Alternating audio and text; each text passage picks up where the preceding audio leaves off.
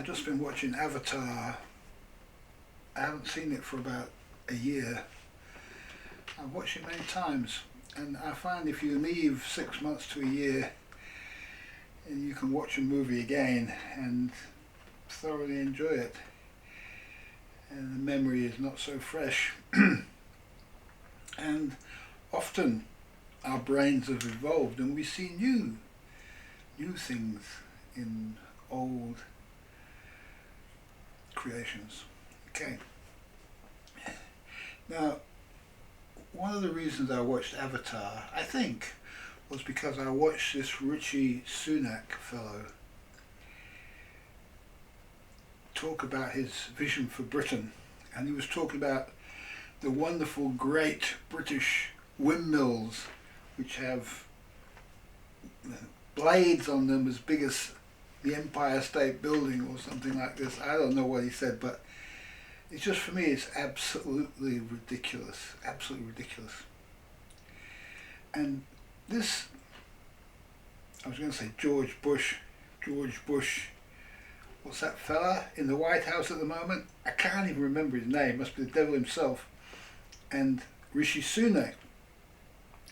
These people are like the evil antagonists in Avatar. Yeah. Just like it. And they have no heart or no consideration for nature. And perhaps because they've never really seen or understood nature.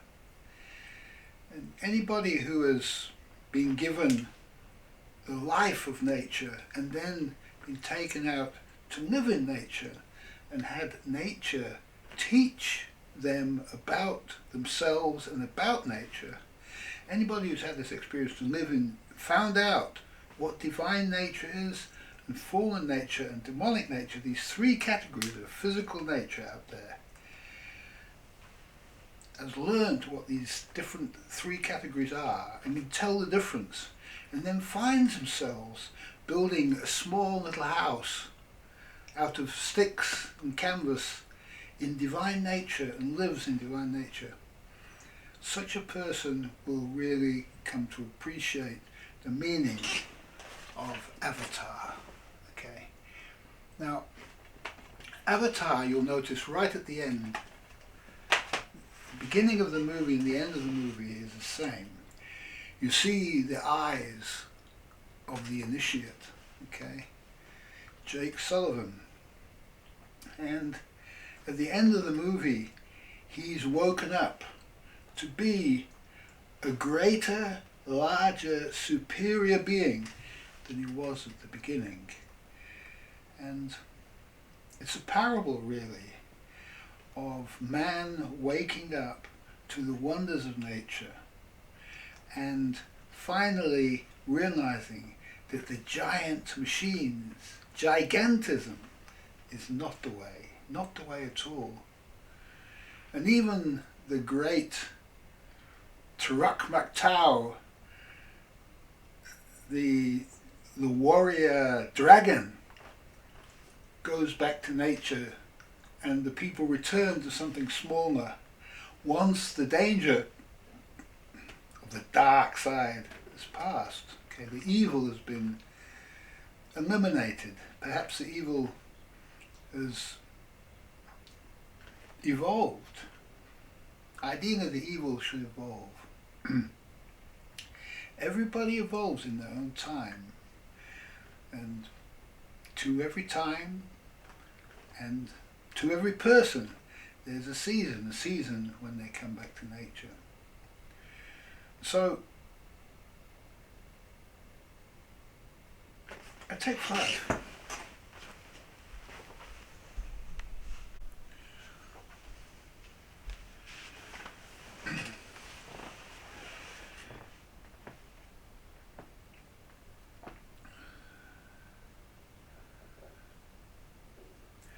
Now, small machines might be okay. You may be able to live without machines completely. I made this study myself once, and when we lived in the forest, in the woods, we had to decide, were we going to use electricity or not? And what I did was I decided to make a complete yurt platform. And to build a yurt platform, generally one uses stainless steel screws. And I decided to do this with a hand screwdriver. And then I compared it to doing it with a battery operated drill screwdriver. Taking into account the noise and everything, because if something creates a noise, it's no good either. Yet I did find that working with the battery operated drill and charging on the solar panel and so on, it seemed to be worthwhile, okay? But not a chainsaw. I wouldn't use a chainsaw in preference to an axe. It's just terrible noise, and you can do a lot of damage even with an axe. You can create too much wood, you can create too much stuff just with an axe. You can cut down 3 or 4 small trees in a short amount of time and then find that you made a mess of the place. And so big tends to do this. It tends to destroy nature. And the greatest mistake, if you look at this move to gigantism, the greatest mistake seems to me to be these very large super ships. What do you call them? I was going to say super tankers, but there's also container ships, there's cruise liners, there's also these great big ships. And the funny thing about ships, boats, I know from myself that it's easy to make a boat, and then you put it on the ocean for 50 years and you see what the salt and the corrosion does to everything. And if you're trying to get your propeller off the boat after 50 years so that you can service the shaft and get the shaft out and deal with a seized motor or something like this, you can find that you're in big trouble. Big trouble. Because when they make these things, they're made in specially created factories. And they have all the right tools. Now, these super tankers and super ships, the dog's barking, these things, they actually make special cranes. They can't be assembled without special cranes. And some of the sizes of the bearings and the shafts, and you can't lift them. Imagine what would happen if you have one of these great big ships and it sails out of port and ends up somewhere in Africa, and its propeller is seized, propeller shaft gets seized, and you've got to take the propeller off, take the shaft out and put a new bearing in, right? One of these great big super ships. The absolute terror of trying to do this job. I watched something smaller than this on YouTube. I watched a YouTube video of, it was a rock crusher, and the bearing in a rock crusher was about this size, and the shaft was about this size.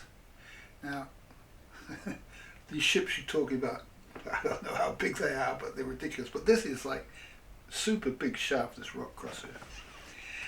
And I watched the whole video. It was about a 2-hour video of them trying to take the shaft and the bearing, trying to get the bearing out of the shaft, right? And it didn't take hours, it didn't take days, it took weeks.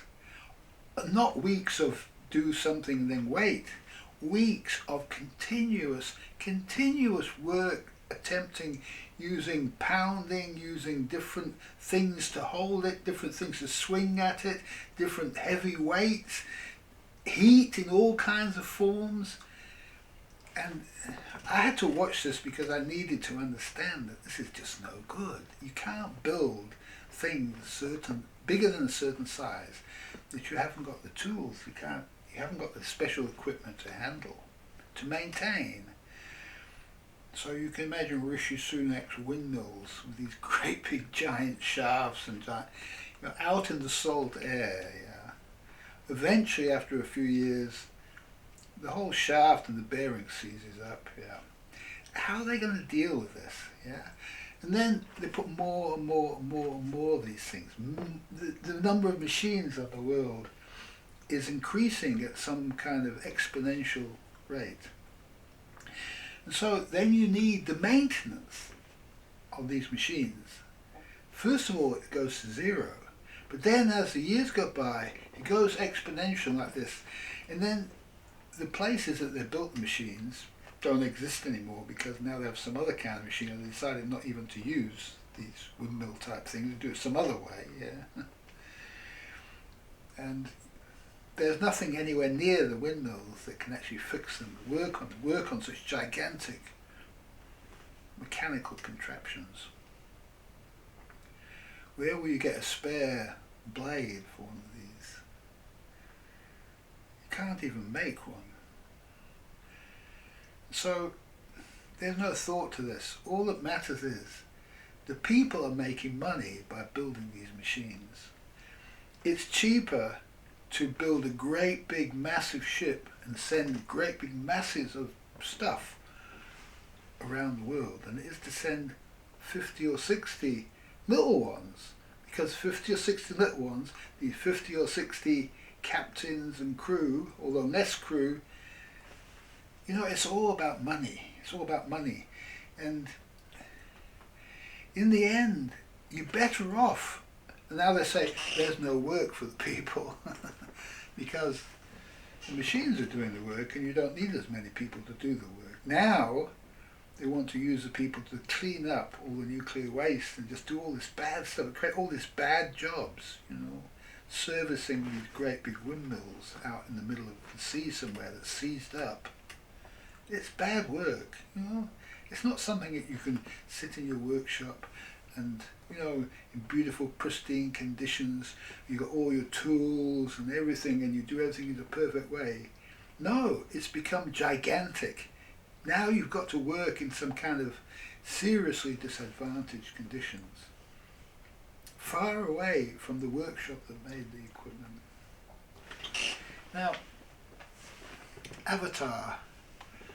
These are the giant machines. You look at the size of these machines in Avatar. And man that makes them, the one that's riding on the back of them, inside, he's not making them, he's not servicing them, he's not suffering that side of the equation. He should be. He who makes should maintain.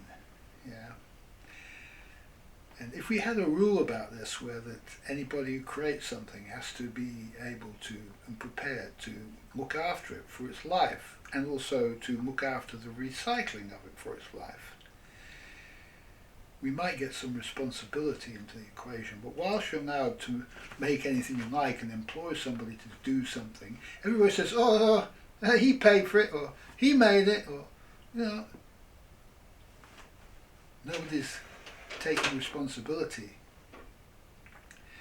And so we're living in a virtual avatar world. That's what we're living in. This is not some science fiction movie. This is the reality out there, If I go out there in my little boat, I have to watch out for these giant ships, that just plough the ocean, and nobody gives a damn about some little piece of nature on there, or some whale, or some dolphin. Nobody gives a damn about that, It's the attitude. It's money, time is money, we're here for the money, the natives don't matter, I feel that every person should be forced to watch this movie over and over again, because this is the lesson that mankind needs to learn. This is a lesson that the Rishi Sunaks and that other fella that I can't remember his name need to learn. Because what they do is, ultimately, they make war machines and they destroy everything. They destroy people's houses, people's landscape. They make everything into an absolute demonic mess. That's the ultimate end of the great machine people. And you know, there's a law, all of the religions in the past have talked about karma, yeah? Do unto others as you would have done to yourself. Because if you do something to others, you're going to have it done to yourself.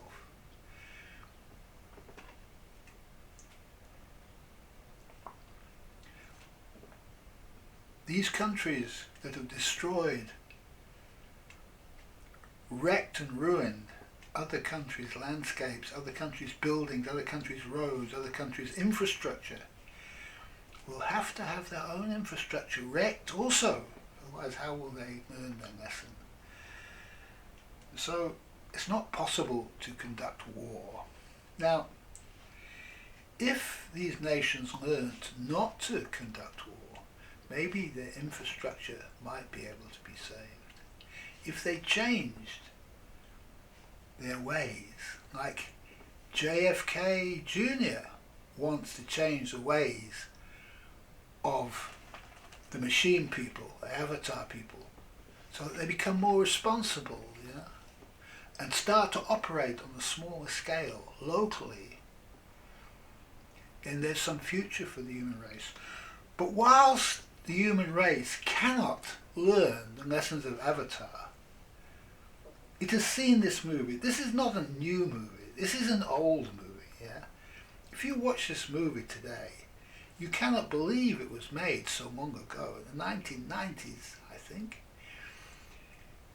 This movie, the technology of it, the quality of it, is so high that it looks like it's the best movie you've ever seen in your life, quality-wise. That's how great this movie was in the day that it was made. This is probably the greatest movie ever made, and it's necessary for mankind to watch and learn from this movie, because it's making this mistake. It hasn't learned the lessons of Avatar, and it needs to. James Cameron was a visionary. He understood that there's an issue here, yeah?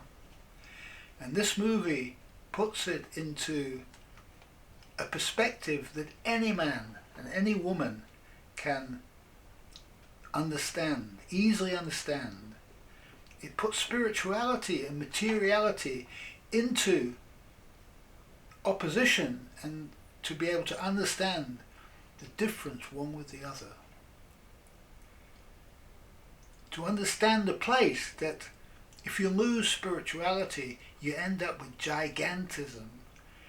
And it's not very pleasant to be the slaves of the giants. The giants don't care. They have their giant buildings to live in. They have all their giant stuff that they use, that they consume. But they don't create and they don't preserve. They simply destroy everything with it. So, that's enough. Avatar. This is the situation we're in now, and this is what needs to change. The destruction of nature. We need to go back to an appreciation of nature around us, and to build everything small. Small is beautiful. Thanks for watching.